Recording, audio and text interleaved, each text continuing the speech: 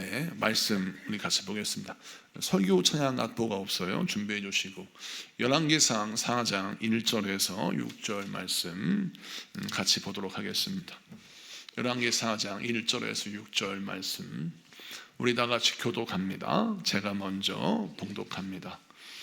솔로몬 왕이 온 이스라엘의 왕이 되었고 그의 신하들은 이러하니라. 사독의 아들 아사리아는 제사장이요 시사의 아들 엘리 호렙과 아히야는 서기관이요 아힐롯의 아들 여호사밧은 사관이요 여호야다의 아들 브나야는 군사령관이요 사독과 아비아달은 제사장이요 나단의 아들 아시리아는 지방관장의 두령이요 나단의 아들 사붓은 제사장이니 왕의 벗이요 아히살은 국내 대신이요 압다의 아들 아도니람은 노동 감독관이더라.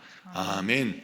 할렐루야. 자, 원래는 1절부터 34절까지 말씀을 읽었는데 설교하는 가운데 같이 말씀을 인용할 거고요.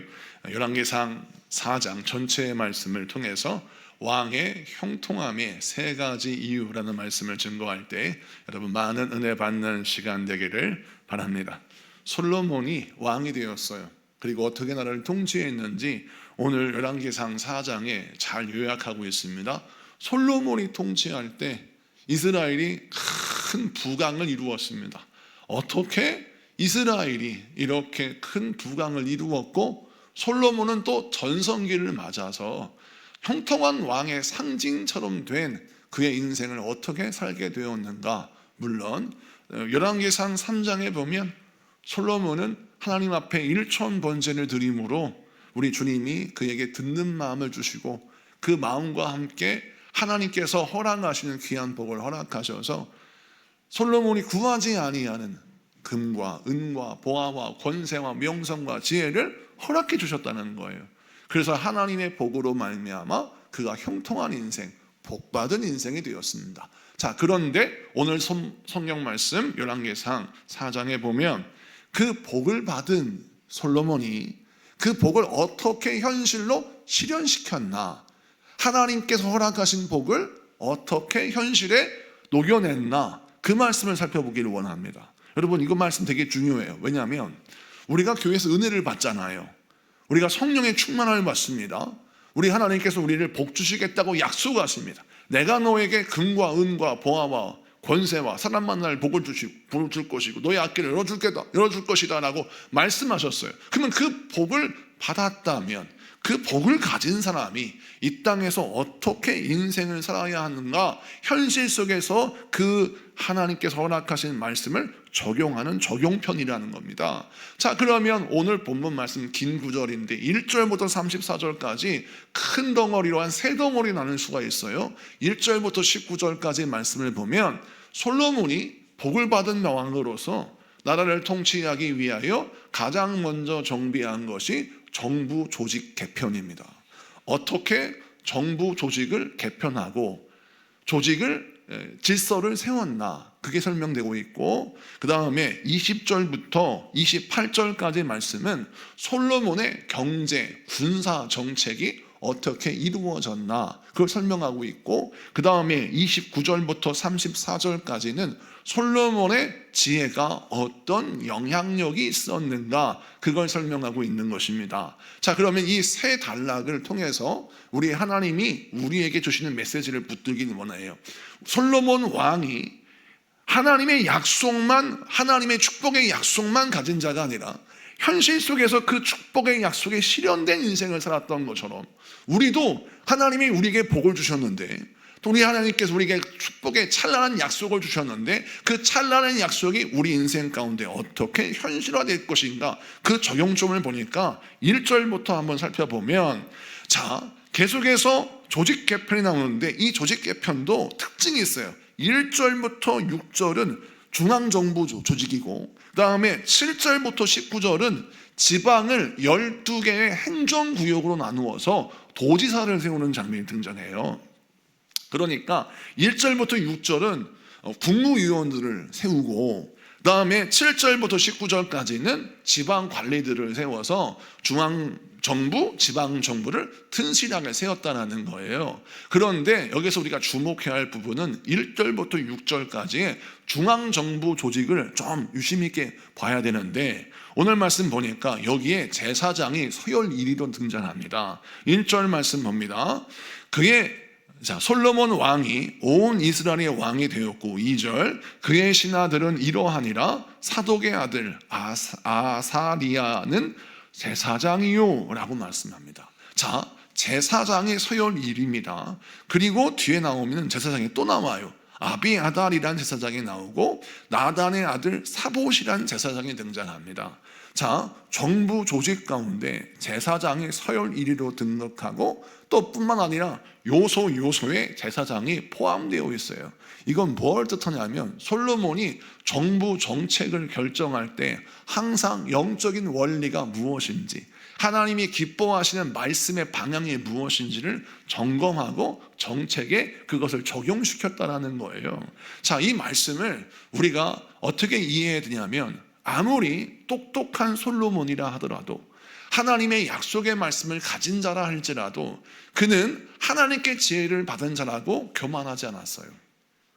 처음부터 마지막까지 나의 지혜로 하지 않고 기록된 하나님의 말씀이 뭐라고 말씀하시는가, 정확한 성령의 말씀, 율법의 말씀, 그 말씀의 기초 위에 자기의 지혜를 펼치기를 원했어요. 이 대목이 굉장히 중요합니다. 우리 성도님들도 한 분 한 분 만나서 대화를 나눠보면 참 영적인 지혜를 가진 분들이 많이 계세요. 기도 생활, 믿음 생활, 순종 생활, 전도하는데 여러 부분에서 제가 목회자이지만 참 존경할 만한 영적 지혜를 가진 신앙의 경륜이 높은 분들이 많이 계세요. 그런 분들이 신앙의 승리를 하고 하나님의 복을 받으려면 자기의 지혜에 취하면 절대 안 돼요. 왜냐하면 자기의 영적 지혜에 취해버리면, 자기의 경험의 자랑에 취해버리면 영적인 발전이 없고 그 빈틈에 사단이 역사하는 겁니다. 여러분, 이단들도 처음에는 성령 충만한 듯 보였고 처음에는 지혜 있는 듯 보였습니다. 그런데 그가 교만하여서 하나님의 말씀의 진리에서 벗어나자 처음에는 충성했고 처음에는 헌신했고 처음에는 하나님께 영광 돌리는 듯 하였지만 찬란한 천사처럼 행동하다가 결국 하나님께 대적하는 마귀가 된 것이죠. 그것처럼 우리가 신앙생활할 때 항상 명심해야 될 것은 나의 중심의 뿌리가 어디에 있는가 점검해야 하는 것입니다. 여러분, 그래서 항상 우리가 하나님의 말씀을 점검해야 되는데 오늘 본문이 그걸 강조하는 거예요. 솔로몬은 똑똑한 사람이었고 지혜로운 사람이었고 하나님의 말씀을 듣고 하나님의 은혜를 받은 사람이지만, 그래도 그가 기록된 하나님의 말씀이 무엇인지, 그 말씀이 나에게 뭐라고 말씀하시는지 항상 점검했다라는 거예요. 그래서 정부 요직 가운데 중요한 자리에 제사장을 세우고 그를 통하여 말씀의 기초를, 말씀의 방향을 잡았다라는 거죠. 자, 그 다음에 서기관이 등장하고 사관이 등장하는데 3절에 아힐롯의 아들 여호사밧은 사관이요 라고 했죠. 이 사관은 누구를 말하냐면 서기관, 그러니까 같이 앞에 있는 서기관은 하나님의 말씀을 기록하고 주의 일을 감당하는 이 사람이라면, 여기에 말씀하는 사관은 누구냐? 비서 역할을 하는 사람이에요. 역사를 기록하는 사람, 왕의 말을 다 기록하고 정책을 기록하여서 역사를 남기는 사람, 비서장관 정도 되겠죠? 그런데 이 사람이 여호사밧이라는 사람이라는 거예요. 그런데 왜 이 기록하는 비서 부분을 세웠느냐? 왜 중요하게 달았느냐? 솔로몬은 하나님의 일을 감당하고 나라의 정책을 펼칠 때 나의 흔적을 그대로 기록하여 자기의 잘한 것도 기록하지만 자기의 실패도 기록하여서 자기 인생의 오답노트를 분명히 만들어 놓는 겁니다. 왜 만들어 놓습니까? 후대를 위하여. 잘한 것은 후대가 보고 배우게 하고, 못한 것은 내가 이러지 말아야지 라고 하는 기록을 남겨서 솔로몬의 장점이 후대에게는 거울이 되고 또 본받을 점이 되고, 솔로몬의 실패는 또 후대에게는 나는 이러지 말아야지라고 하는 교훈을 삼을 수 있는 기록을 남겨놓았다는 것이죠. 여러분, 얼마나 담대합니까? 사실 솔로몬 정도 되면 이렇게 뛰어난 능력을 가지고 있고 큰 힘을 가지고 있고 세상에서 남부를 것 없는 실력을 가진 사람이 자기가 자랑할 것만 자랑하고 싶을 텐데 자기의 실패까지도 적게 만든 이유가 무엇입니까? 자기도 더 잘하고 싶지만 때로는 나도 사람인지라 실수할 수 있고 넘어질 수 있음을 깨달았기 때문에 그는 인생의 오답노트와 잘한 것을 기록하여서 비교하여 하나님이 기뻐하시는 선한 길을 가고 싶어 했다라는 거예요. 여러분도 마찬가지입니다. 여러분이 잘한 것도 있고 못한 것도 있고 자랑할 것도 있지만 숨기고 싶은 것도 있지 않겠습니까? 인생의 오답노트를 가진 사람은 그 오답을 정답으로 바꿀 수 있어요. 그런데 인생의 오답노트를 슬그머니 피해놓는 거예요. 그리고 내 말과 내 행함, 나의 인생의 흔적들에서 지우고 싶은 것이 있다고 그냥 마구잡이로 나의 인생의 모든 행적들을 점검하지 않고 넘어간다면 우리는요, 나도 모르는 사이에 타락하고 나도 모르는 사이에 변질되는 거예요.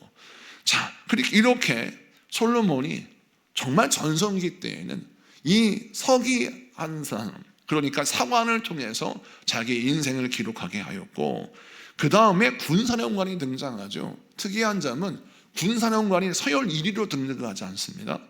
대제사장과 서기관과 사관들 다음에 군사령관이 등장해요. 그 이유는 여러 가지가 있지만 솔로몬이 강조하는 것은 힘을 가진 사람은 항상 영적인 권위 앞에 무릎 꿇을 수 있는 자가 되어야 힘을 하나님의 은혜로 발휘할 수 있습니다. 왜 이렇게 했을까요? 읽지는 않았지만 다윗이 처음에 역대상에 보니까 자기의 군사 조직을 조직할 때에 그는 요압 장군 아시죠? 요압 장군이 다윗 다음에 서열 2위였습니다. 제가 지난번에 한번 요압에 대해서 설명해 드렸어요. 요압은 다윗의 누나의 아들이에요. 그러니까 다윗이 어려울 때 옆에서 도왔던 조카입니다. 친조카죠. 그러니까 얼마나 다윗에게 힘이 되었겠습니까? 그래서 그를 서열 2위로 세워서 그로 하여금 많은 일들을 감당하고 승리하게 했습니다. 그런데 그 요압이 서열 2위로 행동하다가 어떻게 했습니까? 나중에 교만하여졌죠. 그래서 솔로몬이 무엇을 깨달았어요? 힘을 가진 자에게 필요한 것은 높은 자리가 아니라 하나님의 말씀 앞에 겸손히 무릎 꿇을 수 있는 겸손이 필요하구나, 이걸 깨달은 거예요. 그래서 군대 장관, 힘을 가진 자가 이렇게 중간의 위치에서 하나님의 말씀의 권위 앞에 무릎을 꿇게 하고 하나님의 말씀의 다스림을 받게 해서 그 힘이 자기를 망치는 힘이 아니라 나라를 세우고 민족을 살리고 자신을 복되게 하는 힘으로 사용하게 했던 것입니다. 할렐루야. 칼은 남을 해치는 도구가 될 수 있는가 하면 나를 다치게 하는 도구가 될 수 있어요. 그래서 우리가 칼을 잘 사용하면 도구가 되지만 칼을 잘 사용하지 못하면 흉기가 됩니다. 여러분, 그래서 칼을 도구로 사용할지 흉기로 사용할지 어떻게 해야 됩니까? 사람이 변화해야 되는 거예요. 힘을 가진 자가 흉기인지 도구인지 이걸 구분해야 되는데 하나님의 말씀에 순종할 줄 아는 사람은 칼을 도구로 사용합니다. 무기로 사용해요. 그래서 그걸 가지고 남을 살리는 자가 됩니다. 대표적인 예가 누굽니까? 치료하는 의사들 보면 칼과 여러 가지 것들로 남을 해하는 게 아니라 남을 살리는 자가 되죠. 그런데 보십시오, 강도가 칼을 붙잡으면 이 칼은 자기 힘을 가지고 남의 것을 뺏는 흉기가 되는 거예요. 그것처럼 우리 하나님께서 이 솔로몬의 조직 개편을 보면서 서열 2위, 서열 3위 이 자리에 군대 장관을 세우는 게 아니라 중간 정도에 딱 그를 세워서 너의 선자리를 다시 한번 확인해라 라고 하는 메시지를 분명하게 던지는 겁니다. 그리고 하나님이 주신 무기를 너의 흉기로 삼지 말고 너의 도구로 삼아서 남을 살리고 민족을 살리고 나라를 지키는 자가 되어라 라는 메시지가 여기에 담겨 있는 것이죠. 그 다음에 쭉 보니까 5절 말씀 다 같이 읽습니다. 5절 다 같이 읽습니다. 시작. 나단의 아들 아사리아는 지방 관장의 두령이요 나단의 아들 사봇은 제사장이니 왕의 벗이요. 아멘. 여기서 중요한 것은 나단의 아들 사봇이 제사장인데 솔로몬의 친구였다라고 합니다. 이 벗이라고 하는 것은 그냥 오다 가다 만난 친구를 말한 게 아니라 마음을 나누는 친구였다라는 거예요. 여러분 아시다시피 나단은 어떤 선지자입니까? 솔로몬의 어머니 밧세바의 범죄를 고발한 사람이에요. 사실 솔로몬에게는 나단 선지자는 껄끄러운 사람이에요. 이미 역사가 다 알고 있잖아요. 자기 어머니 밧세바, 그 밧세바의 부끄러움을, 자기 아버지의 부끄러움을 그대로 꾸짖은 선지자 나단을 사실은 꺼려할 수 있고, 자기가 왕이 되면 그를 귀향을 보내거나 유배를 보내서 눈에 치울 수 있어요. 그런데 성경의 말씀은 뭐라고 합니까? 나단의 아들과 친구였다. 솔로몬이 왜 복을 받은 왕이 되었나? 왜 그가 형통한 자가 되었나? 나를 살리는 말씀을 증거하는 하나님의 사랑과 친구가 될 수 있는 믿음과 은혜를 가졌다라는 거예요. 사랑하는 성도 여러분, 이것이 바로 그가 형통하게 살 수 있는 비결이었고, 그가 정부 조직을 개편하고 세울 때 어떻게 그가 부국강병을 이루고 정말 이스라엘 역사 가운데 최고 정점, 고점을 찍는 형통함과 강함을 소유하는 나라의 조직을 갖출 수 있었나? 여기 보면 그 놀라운 비결이 나오죠. 나단의 아들과 그 대사장과 벗이 되었다. 사랑하는 성도 여러분, 우리가 하나님의 말씀을 가까이 하고 예수님을 나의 동행하시는 분으로 모시고 예수님은 나의 스승으로, 나의 주님으로 모시고 살아간다면 우리는 항상 말씀을 가까이 대하는 자가 되어야 할 줄로 믿습니다.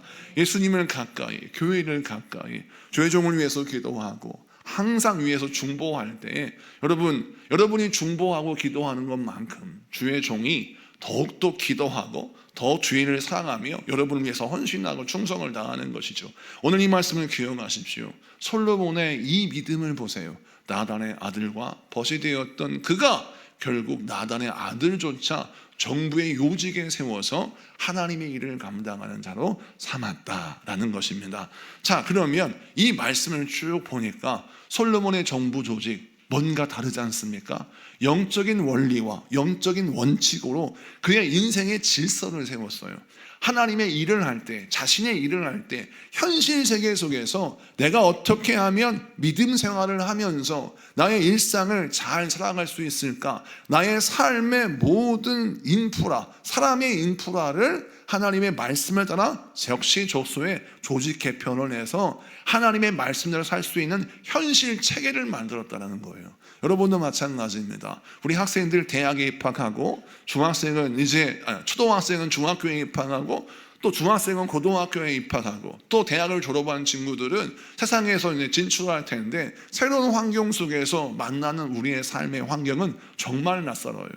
하나님을 경외하지 않는 사람을 만나고 때로는 하나님을 우습게 여기는 사람을 만나고 기독교에 대해서 완전히 모르는 사람을 만납니다. 그런 낯선 세계 속에서 우리가 어떻게 인생을 살 수 있습니까? 그 낯선 세계, 그 낯선 생태계에서 하나님의 말씀과 믿음을 통하여 나의 삶의 조직 개편을 해야 되는 겁니다. 새로운 친구를 만나고 새로운 친구를 세우고 새로운 친구를 만들어가는 것이 중요하다는 것이죠. 제가 처음에 고등학교에 입학했을 때 고등학교에 가보니까 군산 제1고등학교 정말 처음에 갔는데요, 이게 동물의 왕국인 줄 알았습니다.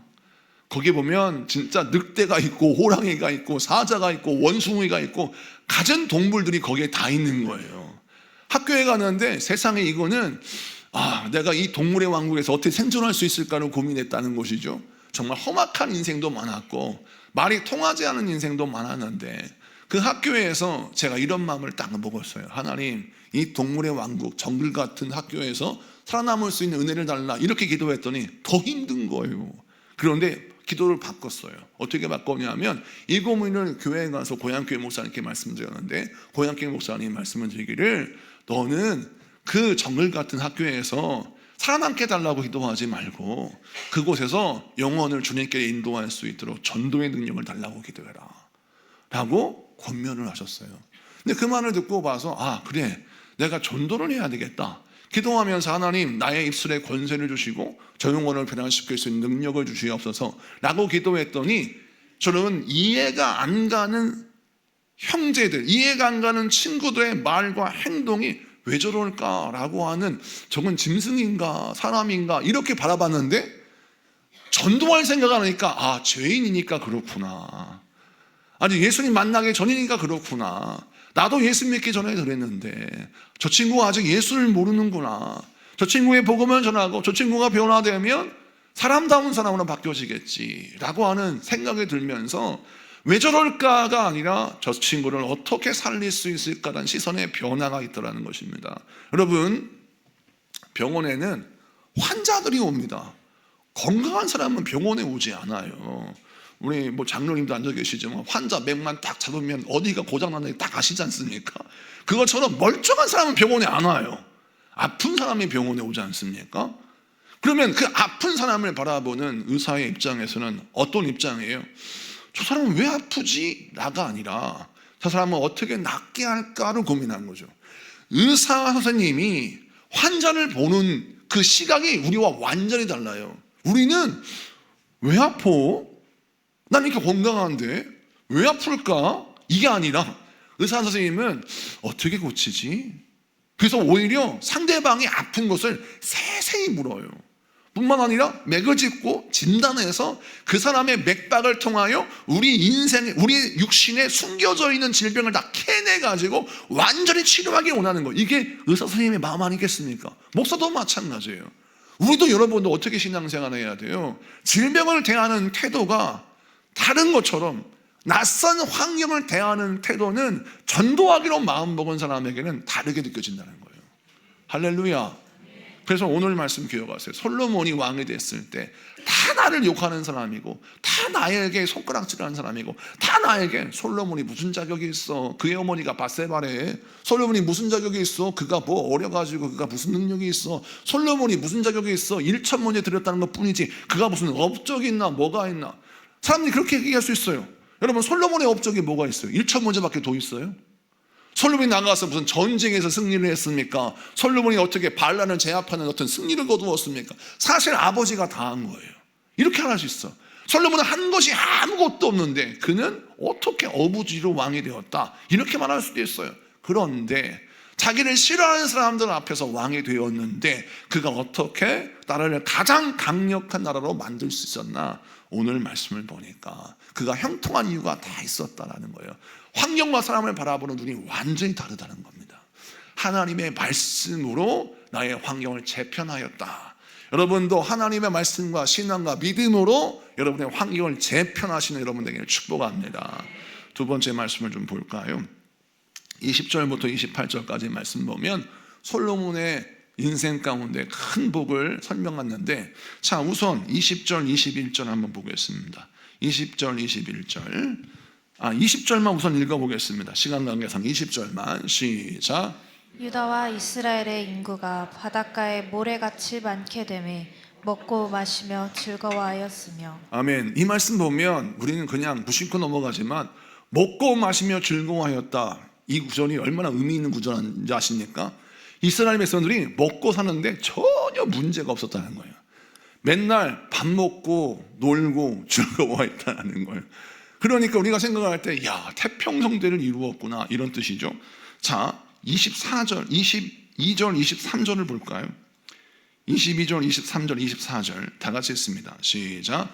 솔로몬의 하루의 음식물은 가는 밀가루가 30고루요 굵은 밀가루가 60고루요 살진 소가 10마리요 초장의 소가 20마리요 양이 100마리이며 그 외에 수사슴과 노루와 암사슴과 살진 새들이었더라. 아멘. 자, 오늘 23절 24절 22절 23절 보면 어떤 내용이냐? 솔로몬이 하루에 소 10마리씩 잡아서 먹었고, 또 소가, 초장의 소가 20마리고 양이 100마리이며 하여튼 간에 산의 진미를 그가 먹었다, 뭐 이런 내용이에요. 자, 이것은 솔로몬이 그렇게 잘 먹고 잘 살았다, 이걸 설명하는 게 아니라 솔로몬이 먹고 사는 문제가 전혀 없었다는 거예요. 자, 백성들도 잘 먹고 잘 살고 솔로몬도 잘 먹고 잘 살았다, 그런 내용이 나옵니다. 계속해서 그가 나오는데, 자, 25절을 봅시다. 25절 다 같이 읽습니다. 25절 시작. 솔로몬이 사는 동안에 유다와 이스라엘이 단에서부터 브엘세바에 이르기까지 각기 포도나무 아래와 무화과나무 아래에서 평안히 살았더라. 아멘. 자, 오늘 이 읽은 본문에는 여러분이 꿈꾸고 소망하는 기도의 제목이 조금씩 담겨 있어요. 먹고 사는 문제 좀 해결해 주세요, 하나님. 저요, 정말 이 먹고 사는 문제만 해결되면 걱정할 게 아무것도 없습니다, 이렇게 기도한 사람이 있겠죠. 또 오늘 성경 말씀이 기록하기를 솔로몬이 통치할 때 사람들이 평안 가운데 살았다. 이게 뭐냐면 걱정 근심이 없어가지고 마음이 편안했다는 거예요. 이런 분들 계세요. 목사, 하나님 먹고 사는 문제는 둘째치고 그냥 마음이라도 편했으면 좋겠습니다. 마음이라도 좀 편하게 해주세요. 뭐 그런 기도하잖아요. 근데 마음이 편했다는 거예요. 그러니까 오늘 성경 말씀에 아주 하나님께서 우리에게 어떤 은혜를 주시냐면 솔로몬의 시대에 먹고 사는 문제나 나의 이 마음에 있는 평안이나 우리가 꿈꾸는 모든 복이 솔로몬 왕과 그의 백성들에게 임했다는 거예요.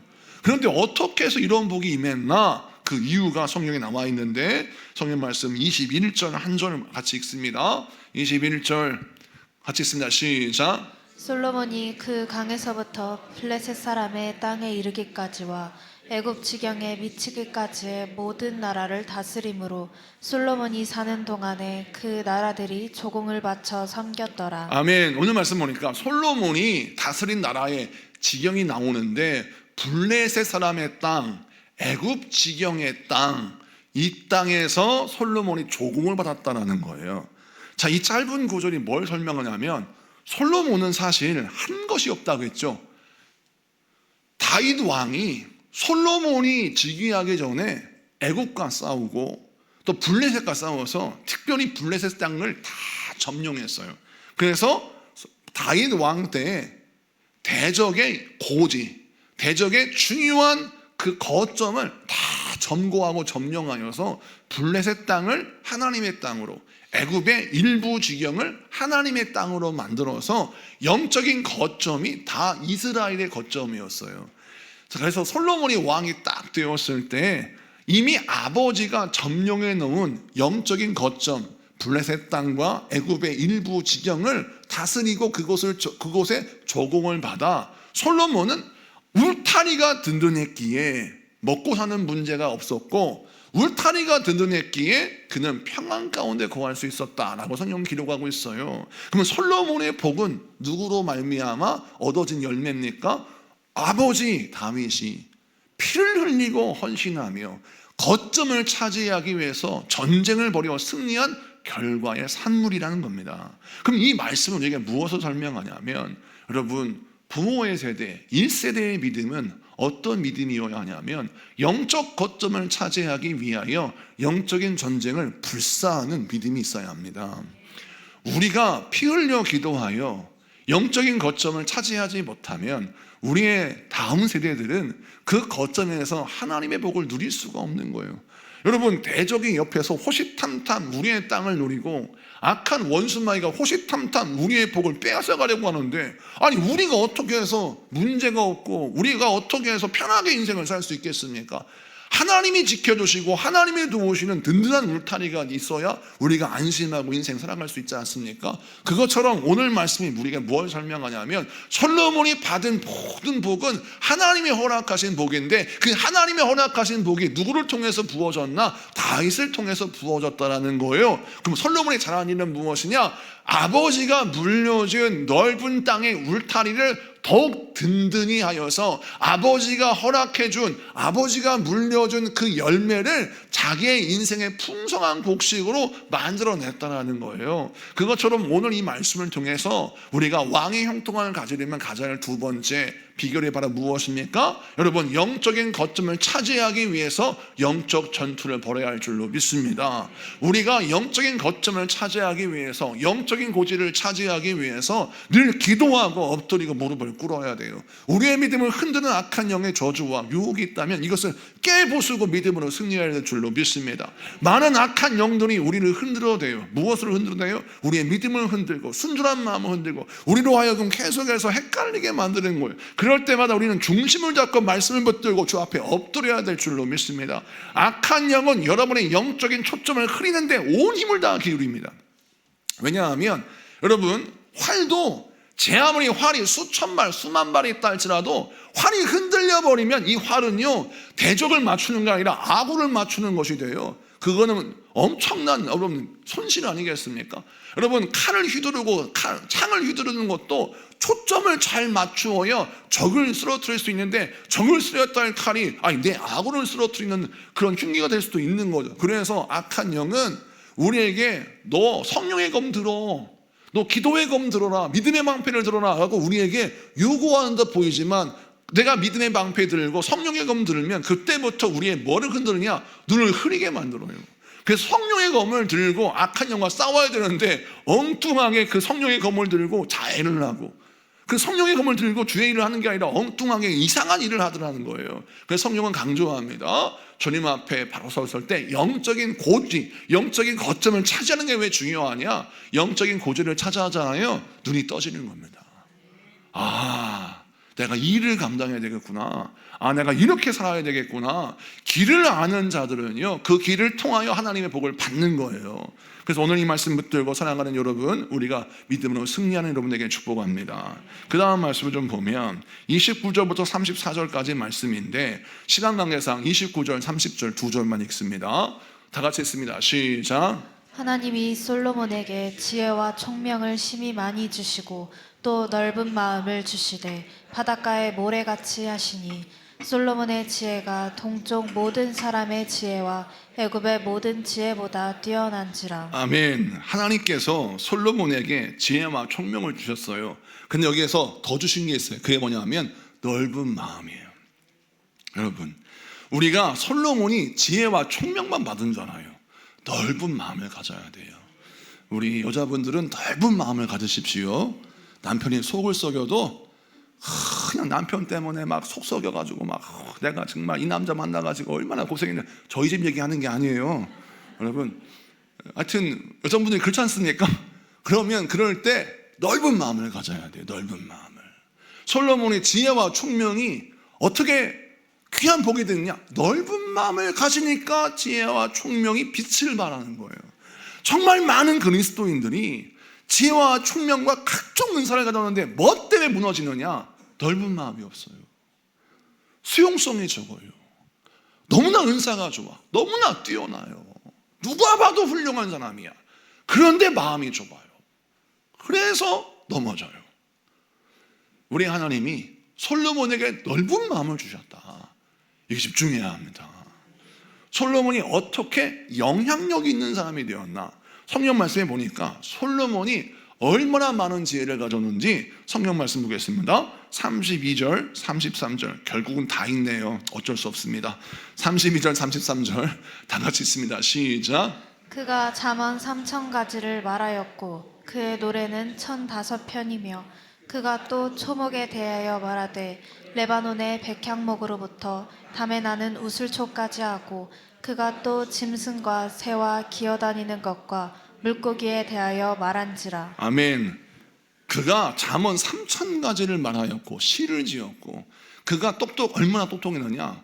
백향목으로부터 정말 지극히 초라한 풀까지 솔로몬이 모르는 것이 없을 정도로 식물이면 식물, 나무이면 나무, 그 다음에 물고기면 물고기, 자연세계 모든 것들을 깨닫고 알고 분석하는 여러 가지 지식을 가지고 있었다는 거예요. 솔로몬의 이 엄청난 지식, 방대한 지식의 원인이 어디에 있느냐? 하나님이 은혜 부어주셔서 말씀을 주시고 지혜를 주셨지만, 하나님이 주신 지식을 담는 그릇이 어떤 마음이었어요? 넓은 마음이었다. 넓은 마음이었다. 그러기에 하나님이 다양한 지식을 가질 수 있는 사람으로 쓰셨다라는 거예요. 여기서 우리가 밑줄을 쫙 그어야 돼요. 여러분은 넓은 마음을 가지고 계십니까? 이렇게 설교하는 저도요, 옹졸한 사람입니다. 저도요, 우리 사모가 때로는 목사님 이렇게 기도하세요 막 저한테 조언을 하면 마음이 좀 편하다가도 바가지를 긁으면요 막 옹졸해져요. 그런데 하나님이 꼭 그렇게 옹졸한 마음이 줄 때 하나님께서 저에게 넓은 마음을 가지라고 꼭 말씀하세요. 그러면 제가요 이렇게 기도하죠. 하나님, 저의 마음을 넓혀 주십시오. 왜 넓혀달라고 기도할까요? 내 힘으로 안 되거든요. 그냥 넓은 마음을 가지려고 전승승리하는 거예요. 나는 마음이 넓다. 이게 정신승리로 되는 게 아니에요. 하나님이 넓게 해주셔야 돼. 넓게 해주셔야 영혼을 품을 수 있는 분량도 넓어지고 내가 소화할 수 있는 지식도 넓어지는 겁니다. 희한한 건 내가 영혼을 소화하고 내 삶의 여러 가지 이해할 수 없는 그런 일들도 소화해 나가면 그때부터 어떻게 되냐면 내가 여러 가지 하나님이 허락하신 상황들을 소화해야 되니까 그 상황을 소화하는 다음에 넓어진 마음속에 담을 수 있는 남들이 흉내낼 수 없는 탁월한 지식을 허락하신다는 거예요. 그래서 여러분, 성공하고 싶고 공부 잘하고 싶고 세상에서 탁월한 사람이 되고 싶으면 어떤 훈련을 해야 되느냐? 넓은 마음을 가지면 돼요. 사업에 성공한 사람들 앙케이트 조사를 했는데 거인들의 발자국, 또 거인들의 여러 가지 뭐 이런 것들을 시리즈 책이 있어요. 그 책을 보면 참 놀라운 건요, 대개 사업에 성공한 사람들의 특징이 넓은 마음을 가지고 있어요. 이는 무엇입니까? 산전수전 공중전 다 겪다 보니까 이 사람도 겪어보고 저 사람도 겪어보고 수많은 상황을 겪어보면서 인생에 이러는 거구나 깨닫고 그들이 넓은 마음을 가질 수밖에 없는 상황이 되더라는 거예요. 그러다 보니까 그들이 마음이 커지고 결국 그 커진 마음 속에 많은 프로젝트를 담을 수 있었다는 것이죠. 하나님의 영적 세계도 마찬가지라는 겁니다. 솔로몬이 어떻게 형통하게 되었나? 넓은 마음을 가졌어요. 그러다 보니까 그가 어떤 사람을 품게 되었냐면 이방 민족까지 품었어요. 그래서 성경 말씀 봅니다. 34절 다 같이 읽습니다. 시작. 사람들이 솔로몬의 지혜를 들으러 왔으니 이는 그의 지혜의 소문을 들은 천하 모든 왕들이 보낸 자들이더라. 아멘. 천하 모든 왕들이 가지고 있는 문제가 다 솔로몬의 지혜의 해답이 그들에게 약이 되었어요. 사랑하는 성도 여러분, 오늘 이 말씀이 우리에게 강조하는 바가 무엇입니까? 하나님께서 솔로몬에게 넓은 마음을 주시자 그 넓은 마음은 어떻게 쓰임받았어요? 천하 모든 왕들이 가지고 있는 문제를 해결할 수 있는 해답을 가진 마음으로 변화시켜 주셨다는 것입니다. 오늘 이 말씀을 기억하시고 주님께서 여러분의 마음을 넓게 만드시는 연단을 하실 때에는 그 연단에 통과하고 그 연단을 붙들고 승리하여 하나님께 영광 돌리는 여러분 되시기를 축원합니다. 말씀을 마치고 정리합니다. 솔로몬 왕이 형통함에 세 가지 이유가 있다라고 말씀을 드렸어요. 솔로몬은 분명한 방향성, 말씀의 체계를 가지고 자기 인생의 질서를 재편했습니다. 여러분, 새로운 세계를 만났습니다. 새로운 환경을 만났습니다. 이 환경과 상황을 믿음의 논리, 믿음의 원리로 여러분 재편하십시오. 질서를 새로 만드십시오. 그래서 승리하는 여러분 되기를 축복합니다. 두 번째, 솔로몬이 형통할 수 있었던 이유는 무엇입니까? 그의 아버지 다윗 왕의 영적인 고지를 점령하였던 영적 전쟁의 승리가 있었기 때문입니다. 여러분, 피 흘리지 아니하고 어떻게 고지를 점령할 수 있을까요? 없습니다. 대가를 지불하는 걸 주저하지 말고 영적 고지를 점령하는 여러분에게는 축복합니다. 세 번째, 오늘 주신 말씀 기억하십시오. 넓은 마음을 가질 때 그 넓은 마음에 하나님의 진리가 담기고 많은 사람이 가지고 있는 문제의 해답이 담길 줄로 믿습니다. 우리 다 같이 우리 찬양하고 기도하겠습니다. 우리 충만히